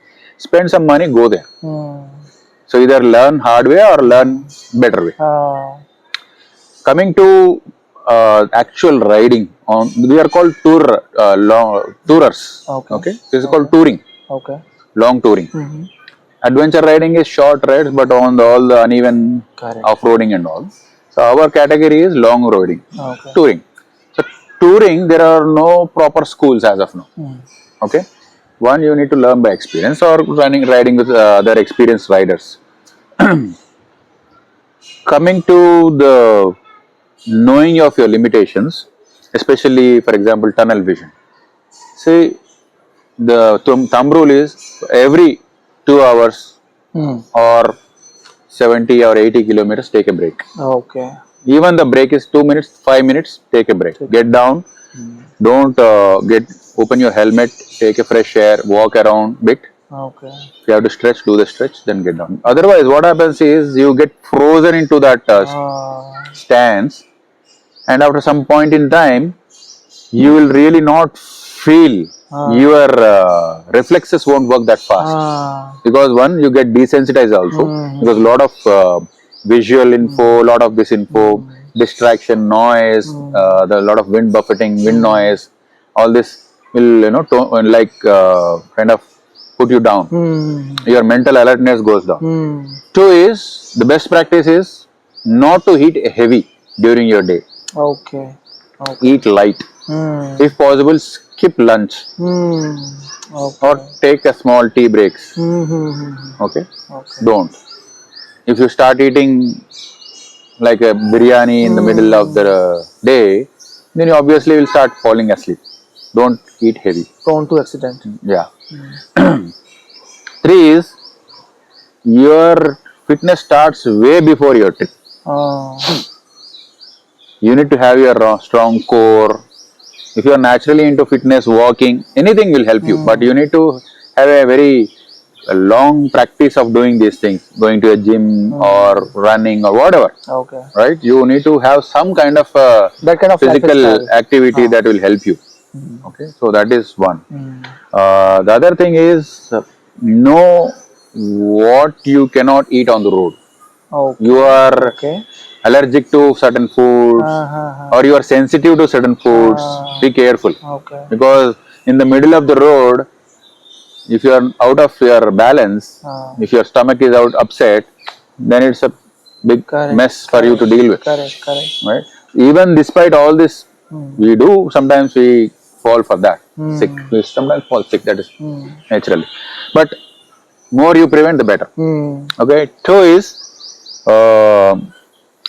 wash your face once in a while, spray water. And there are certain things like cleaning your visor, cleaning your headlights, checking. Mm. These I learned mostly from my friends. I was telling you, right, the Viju. Mm. Right. He is that expert. I see him doing that. Okay. And I see his brother also, Okay. I learned from these people. But had I done on my own, watching YouTube, I would have not been so successful, Correct. right? So it is more of learning from your peers is far more easy. Right. If you are lucky, you will learn that way, or better go to the Proper training school. workshops. Yeah, I will suggest that even you have peers and all, go to the school once, 1 or 2 lessons. That won't harm you, because there are many other things that you can also learn. Exactly. Right? Because these things are more. First of all, this is not something natural that we are doing. Yeah. There is a machine. We are riding the machine, right? Yes. And 100 years back, we couldn't even think these things that we are doing on bike now. Right. So this is very new stuff. Yes. So it's better, and small things amplifies in long tours. Right. So you are saying basically go for a proper technical workshop. Yeah. And learn all nitty-gritties. Yes. Also maintenance of your bike. Little bit of how to tighten your levers, how to take care of your flat tire, and some basic stuff at least you should know, and carry certain tools. Okay. The other thing is there are a few things like look where you go where you look. Attention. I was telling you about the art of noticing earlier, about one of the passion projects. Right. Here, it is one of the fundamental and most critical skills in riding. Okay. Because you sometimes get distracted. If you look this way but you think you are riding this way, you won't. Your senses will tell you to go where you are looking. Even if you are looking on the wrong side, if you are going on a ghat road and if you are looking at the scenery, you will be part of the scenery soon. So, you should know where to strike a balance. Quick look and close enough, you need to start going ahead. If you really want to look at, stop and look at it. You cannot think that, okay, I'm looking like this, but I'm going like this. It won't happen. Okay, especially during a heavy traffic or fast-moving vehicles.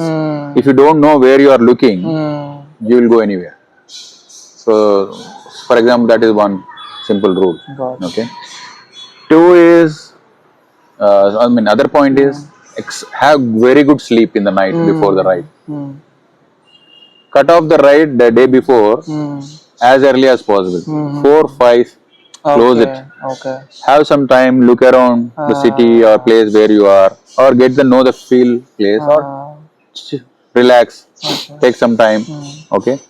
And every 3 or 4 days of long ride, add one extra day of rest. Okay. Don't do continuous riding for more than 5 days. Okay. So, if you are a seasoned rider, probably your ability to take the stress increases. Okay, but that comes with experience. But you should know the balance. Okay. So that is one. Two, other things are like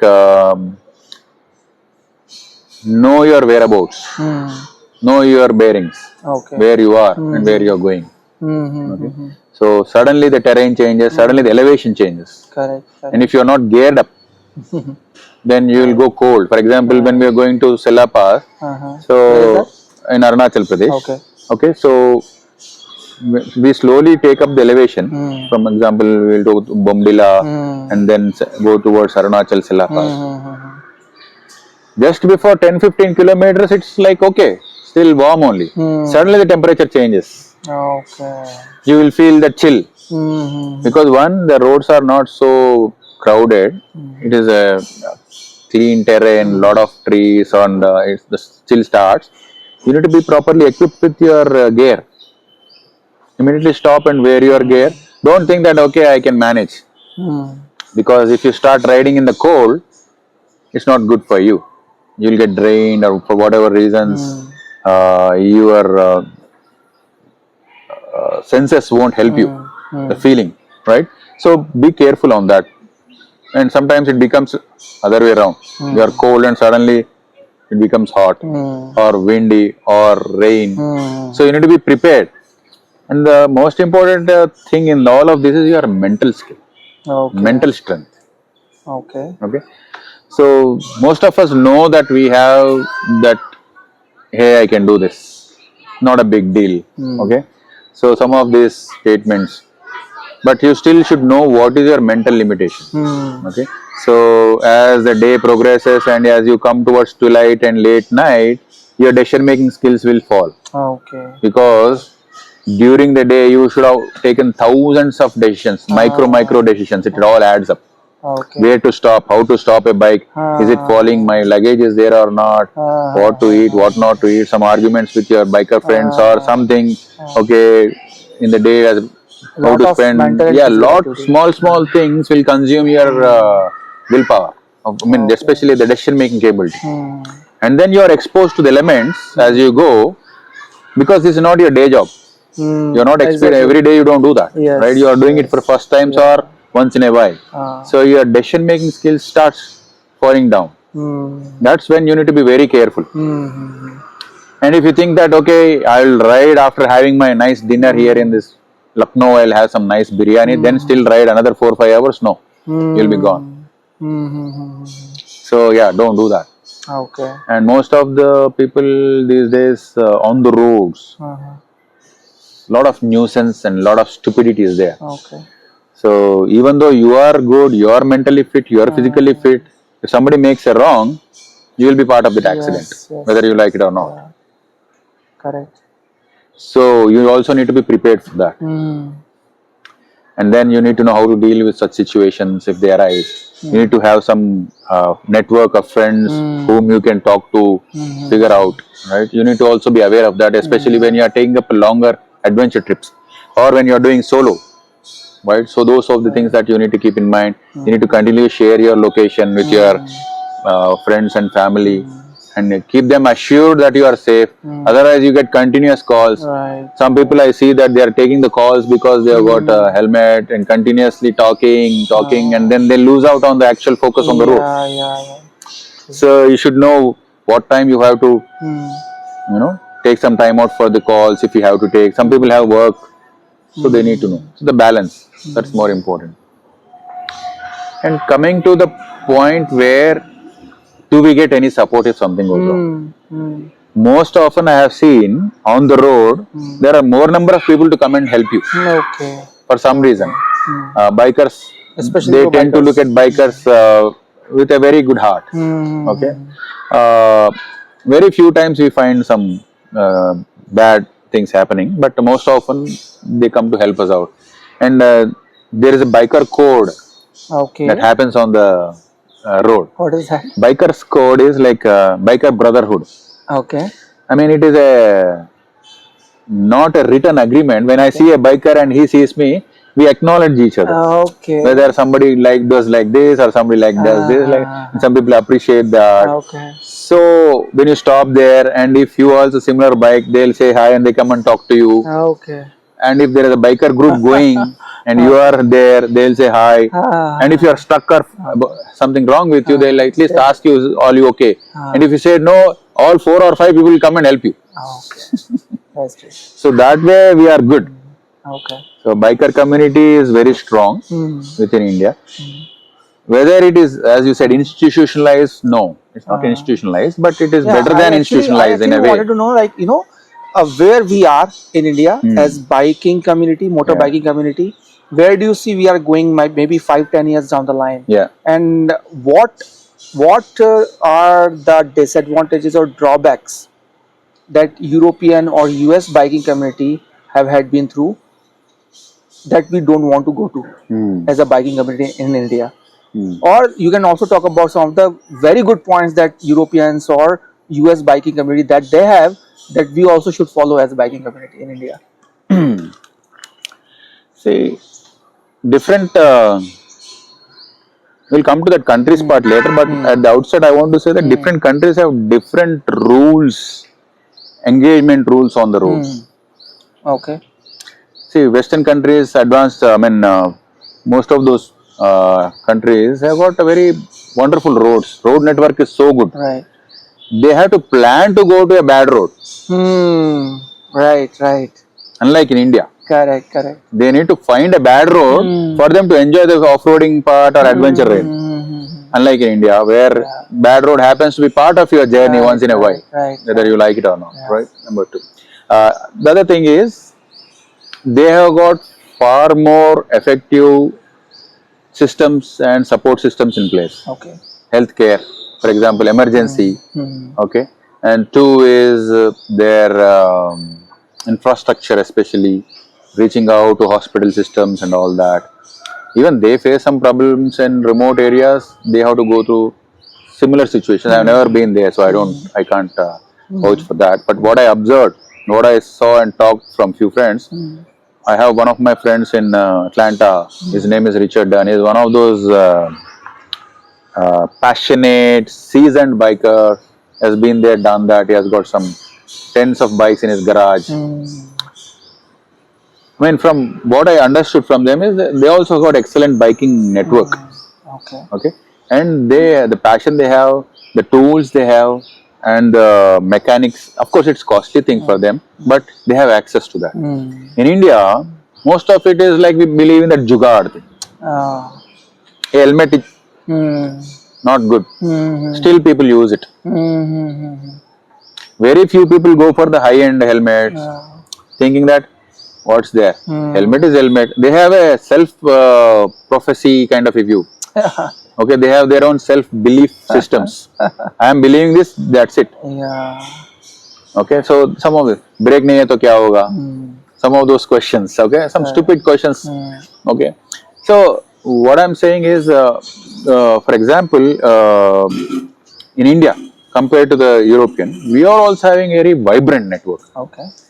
Now, especially with the social media, everybody is accessible. For example, for me, one of the most passionate riders whom I take them as inspiration are one Deepak Kamath. Okay. Call him as Deepak Da. Okay. I follow his Instagram also. He's based out of Bangalore. He has done all kinds of riding. Okay. He has done riding on all types of bikes, good, advanced, whatever. Okay. He has done transatlantic Odyssey. Okay. He went to polar expedition, riding to Antarctica. Okay. He did almost all parts of India, and he did from South America tip to North American tip. Wow.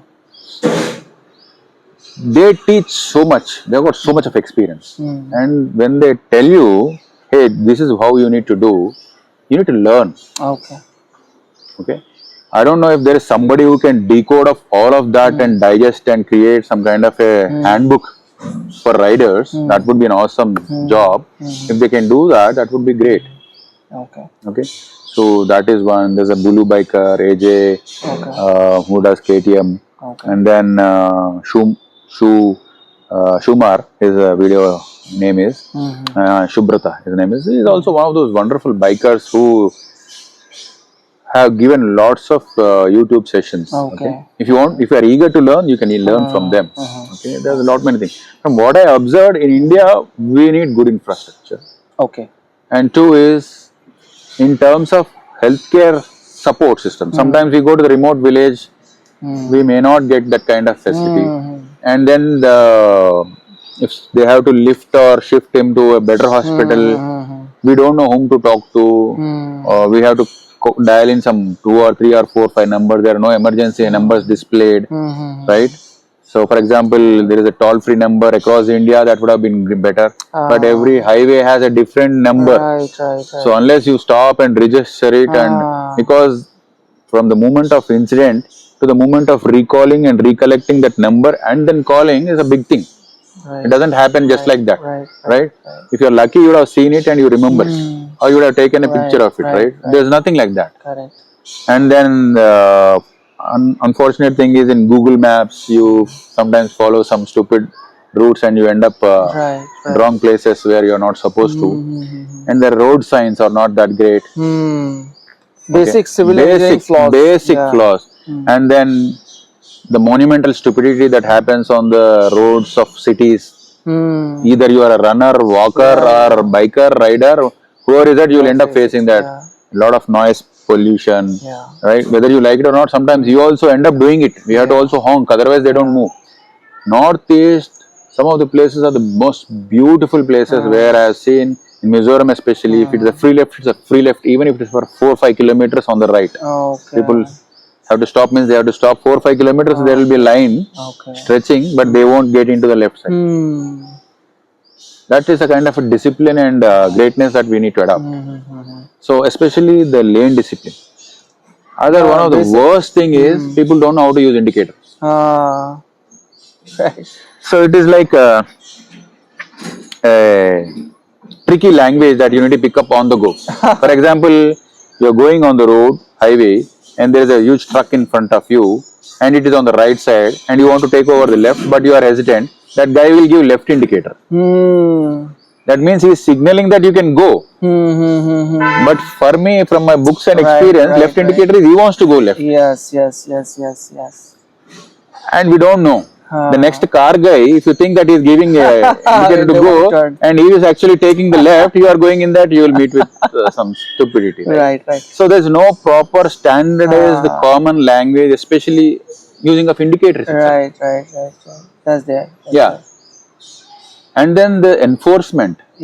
Compliance and enforcement is so poor. Thereafter, for example, we want really good lights on our bikes, especially when you are riding in the night, because we need very good visibility. If there is a pothole, we cannot manage, and if we fall, the guy behind us or in front of us, we might meet a very fatal incident, right? Accident. The guy behind me, if he is not able to stop in time, he will run over me. So there's no proper signaling, no proper infrastructure in place, number one. And if, for example, that's the reason we want to use a better light.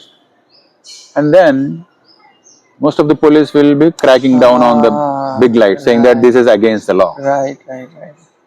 You need to have the right infrastructure first, then go after this. If the lighting is good, why would we want to buy and spend money and try to dazzle the roads? We don't want to, right? So some of this basic stuff it is lacking. It's missing. And basic traffic education, like as a runner, we also face many times. So one day I was running, so right side of the road I am running, so that I can see the traffic coming from the front. But then that guy is scolding me. When I asked why, he said, why you are running on the wrong side of the road. So according to them, I was running on the wrong side of the road. So there is no basic education. Correct. So infra and education. Lot of this awareness, and then what to do in case of an accident. Nobody knows. Whether there is a third part, the guy who is wrong has to call his insurance, or you have to call insurance, and what is this police case? What are the 10 steps that you have to do? Nobody can tell. Because it changes from place to place, from system to system, right? So some of these are very frustrating, but we need to live with them. Rightly said. What about the nutrition, if we can talk? Especially for this tour. Nutrition, especially in my experience, I like never. You talk about like before starting your tour, how you prepared, and during the tour. What was the diet? Okay. First is before the ride starts, you need to focus on keeping yourself fit. Okay.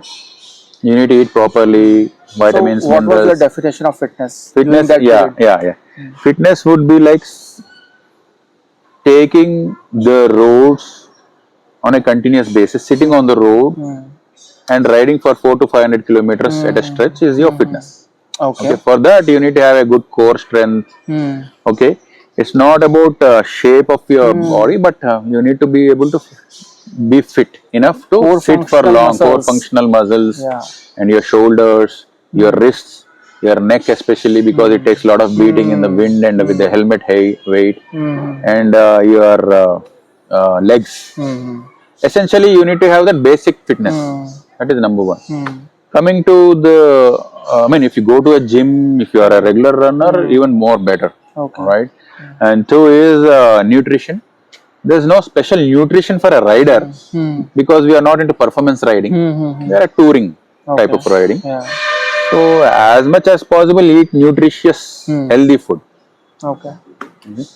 Unfortunately, biking culture as such has become like let's party, let's smoke, because in big parties we go drain ourselves, then drink ourselves to the last drop, okay, and then catch up hardly, some sleep, because it's a 3-day night, 4-day night events, some of the biking nights. where we go. There's a lot of exchange. Once upon a time, we were there, and all those stories come out. So we are, night out. It's like all young when we were young and we were able to rough it out. Those were the days. But can you do it regularly? No, because it takes a toll on your health, right? So yeah, we need to be aware of our limitations and know what you're getting into. If it is a must, then you need to rest out, take one more day and go. Okay. But unfortunately, if you're in a group, somebody decides let's go means you have to go, and then you tag along, and nobody would know your mental condition or fitness. Exactly. You need to stop them saying that I cannot make it. Okay, initially because of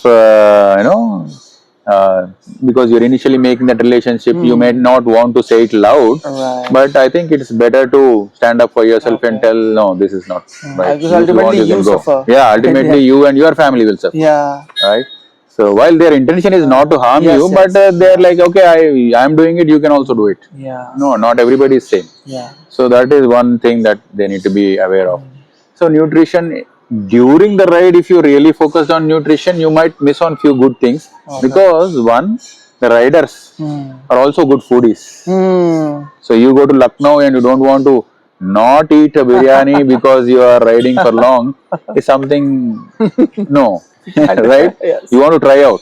That's the reason you eat less in your rides and compensate with some of the good dishes sometime wherever you come across. You cannot have good biryani on the road and also good biryani in Lucknow, for example, right? So yeah, you need to balance it out. Eat less, one puri instead of two puris. Yeah. If you have appetite, if you are healthy, some people are, I've seen like they have a awesome bull's appetite and they can take on anything, fine for them.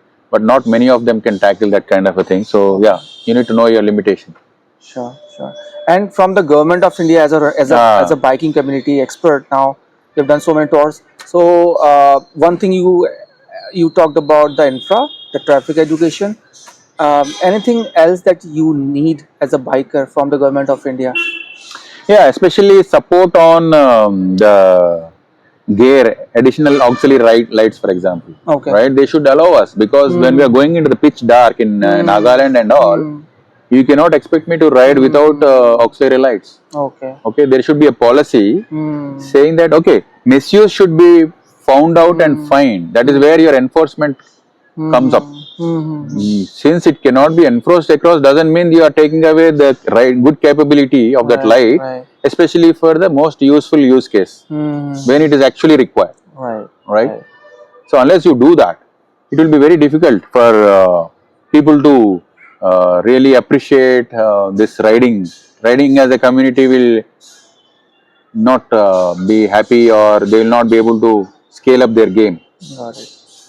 So that is one thing that is should be there. And second is the roads and infrastructure, especially the signals, and some standardization of this local. And I have seen a lot of change from the traffic police. Earlier, everybody was like they used to come across as a bit threatening, or trying to make money out of your situation. But nowadays, I've seen a lot of people helping you out. Helping is not necessarily proactively, but even if you go and ask, they are okay to tell you, engage in a bit of a conversation. They have got some good patience, and that's how really good. And especially in Northeast, a lot of military stations are there, and we come across a lot of military personnel. They are so good, kind hearts. Sometimes they are offering coffee, tea, food. And in one of the stretches when we are going towards Arunachal Pradesh, there was one Sikh battalion. They offered us food, they offered us tea, and they were talking about, knowing about us. We could spend at least half an hour with them. So nice of them. Yeah, we couldn't take a picture because there's a privacy issue, so we couldn't do that. But otherwise, except these issues that are there, generally police tries to help. And they also should be empowered and given that kind of equipment. Are we doing good, India bike riding community? Was a tangent 5 year, 10 year down the line? See, again, there are many different categories of biking. For example, if you call out for adventure biking or performance biking, for example, Dakar, the world's topmost rally, brutal, right? We have got very good representations. And last year we also got one guy, Hari Noah. He won one category medal also. So that way, yes, we are doing good. There is no, I don't know if there is a benchmark or a competitive landscape coming to the touring biking, motorcycling. Okay. But we are no less. Even our Indian bikers are going abroad, doing multiple countries. International riders are there now, like 20 countries, 30 countries. Like there is this guy called Mountain Man, okay, and then there's this guy called On Wheels, okay. There's a lot many people. There's a lady called Candida Lewis from Bangalore. She did ride from entire South Asia towards Australia. So that way, I think we are doing pretty good. I mean, there's a lot of scope for doing more and great. I mean, since there is no benchmark, I'm not able to say that we are doing better than this country or we should do like that. And also, there is no only there are privately sponsored tournaments or these kind of we can say touring competitions or events which are happening, but there is no support from the government as such, or taking it to the, let's say for example now ultra running is coming to the Olympic scene slowly. Yeah. Right? Is there something you see with biking as well? Somewhere? As far as I know, no, I haven't seen so much of strong support for bikers unless until it is a charity show done by somebody. I don't recall. Okay. So now, with all these adventurous things that you are doing and following your passion and all, and if you have to sum up with now, actually what actually you initially you begin with that, right? Your passion projects, your book is coming up, and you are keen about design thinking, co-creation, new ways of problem solving, right? Yeah. So now, as a professional, what are your affiliations to various? I know you are part of T-Hub as well. Yeah. And you also mentor individual basis. Plus, also you go and do workshop in ISBs and other corporates, right? Yes. So, would you like to talk about that, like how you are projecting yourself, how you are helping others, and if someone is seeking some kind of help, how they can reach out to you, and what kind of help you can offer. Sure.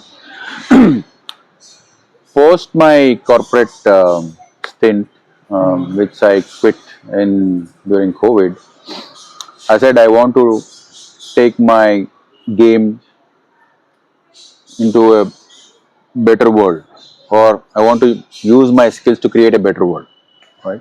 So I want to scale up this game and help aspirants, especially in startups, to student community and professional community. Okay. There are many ways I've been trying to help them. One, I've been mentoring them, one on individual basis, and I used to conduct workshops across. For example, I did mostly for IIM Kozhikode and also with T-Hub. Okay. So my focus areas are within the startup's life cycle, the product management, and I bring in the design thinking and design sprint for problem solving. So I teach them how to empathize, how do you create your product market fit using design thinking as a framework for solving better problems. And I also do mentoring for startups on individual. If they come to me, I mentor them. There is one, and moving forward, I want to use, I was telling you about this journal I'm trying to build, right? So using this journal itself, I want to create a curriculum and start mentoring and training the like-minded or aspirants who wants to use this kind of methodology in their day-to-day life. He could be a professional, he could be a scrum master, agile coach, or a leader who is at the cusp of a change or who wants to embark on a change. And this is the way to go about, because if you look at, this has been like 20 plus years of the experiential knowledge that I've been able to put into it, Okay. and also from the proven frameworks and models from the industry that I have seen that we have implemented in the corporate to solve their problems. Okay. I said it is right time for us to pick up those and use it to our advantage. Use it to improve yourself. Okay. For example, Real you life have used situations. Scrum for a project. Can you use Scrum for yourself? Okay. In day-to-day life. Yeah. Okay. So design thinking, we help to solve some of those toughest challenges, Okay. solving wicked problems for clients. Okay. Can you turn that around and say, why can't I apply it for myself?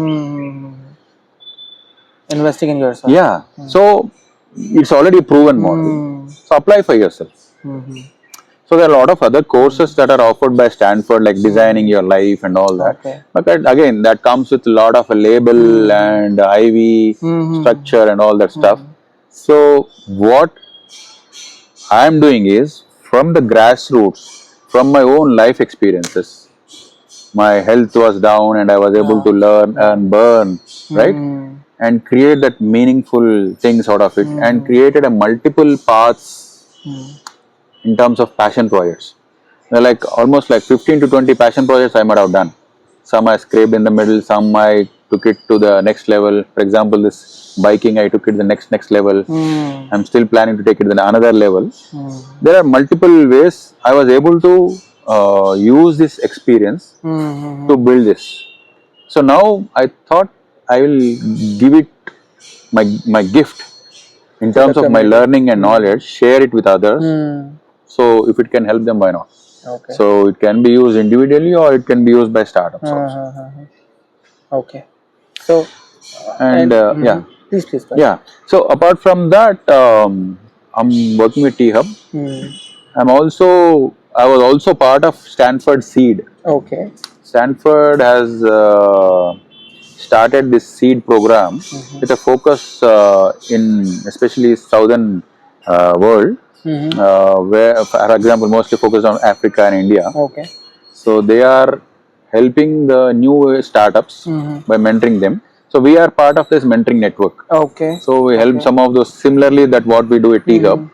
We used to do that for Stanford Seed. Okay. So as of now, I'm not that active in Stanford Seed, because my time mostly I'm able to use it for T Hub and my own. So talk about more of your affiliation with T Hub, like how it works. Yeah, T Hub, as such, it's one of the topmost startup ecosystems in the world, Right. and it has got excellent startups for its name. What it does is it has networked with different educational institutions, and also they run their own cohorts programs. Okay. So their idea is to capture the young talent with a startup, good potential startup idea.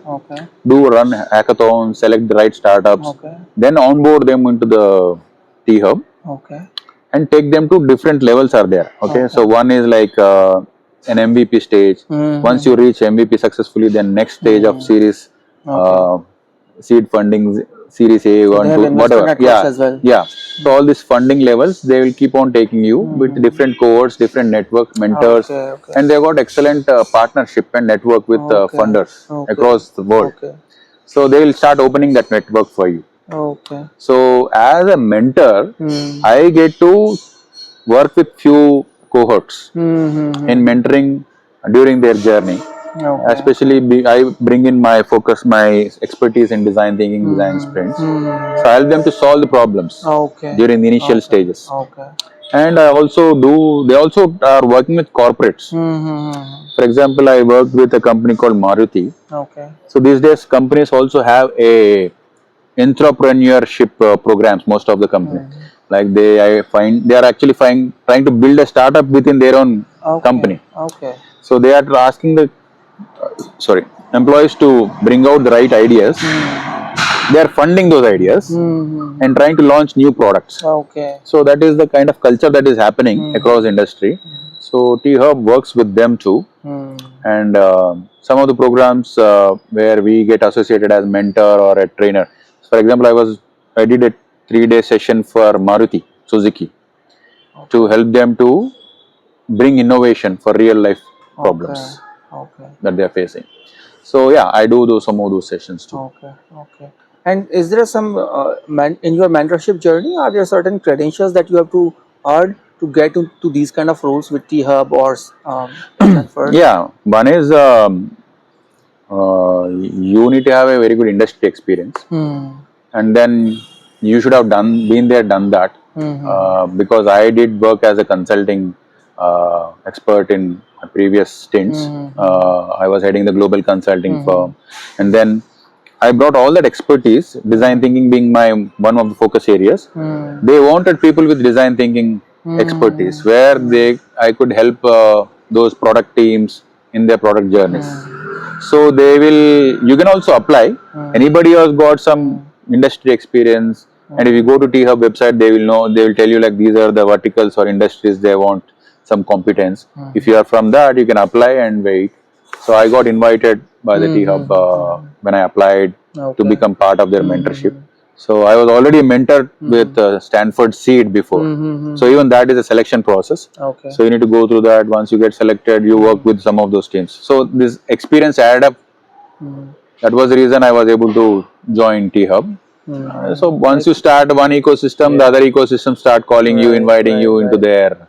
No, I clearly see a lot of credentials within you. The way you are applying these problem-solving skills in real, like in terms of if somebody wants to reach out to you. So mentoring and these kind of skills you can institutionalize and bring it down for the bikers as well. Yeah. Problem-solving skills, right for them. And if individually someone wants to reach out to you, yes, for mentoring on any kind of tour biking or something. So how would you like to help them? Sure. When I started this motorcycling seriously, I thought I knew it all, and then went onto the road, but realized that there's a lot to learn. Correct. And I was fortunate I could ride with some of the peers who knew that, and some of the self-learning and reflecting on the learnings. I had to pick up some of these skills. Some skills are not available on the book, or you cannot even go to a YouTuber and find out. Right? Agree. So if you ride with a known person, with a known or a seasoned biker, the amount of skill and knowledge that you pick up is far more greater. Correct. So and practical. Yeah, practical.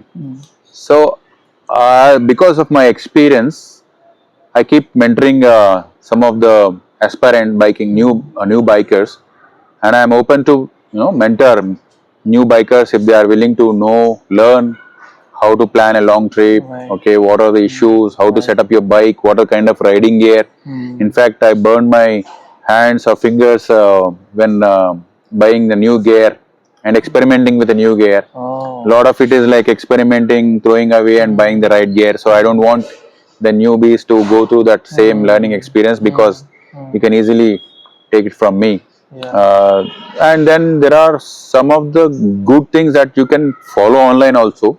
Even that I have come across based on my lots of learning, going through the videos. I can also keep sharing that. And the most important thing is I can also open some of the network that I have built in case of any requirement. Perfect. Where they can also tell you based on their domains and expertise. Right? So yeah, so if anybody is willing to we'll share learn, contact information in the details section. Yeah, I'm on Instagram, on LinkedIn. They can come and so guys, will share the details. Message. Find in the description. Cool. Sure. Cool. Awesome. Now a few fun questions for you. Yeah. Okay? And so rapid fire. So you have to answer within 2 to 3 seconds. Okay. Okay. Number 1. If your bike could talk, what do you think bike says to you? Oh, bike says to me, Yeah. you are a tough guy. You are a tough rider. Tough rider. Okay. Okay. If you could get a chance to ride with some historical figure who is dead now, male, female, whoever, whom it would be, and where would you go? Bruce Lee. I want to go to Shaolin Temple. Okay. Okay. Shaolin Temple. So bikes can go till that point. Yeah. Okay. With Bruce Lee, you can go anywhere. Nice. Good one. What's the most unusual item that you have carried on your bike? Unusual item. Unusual item.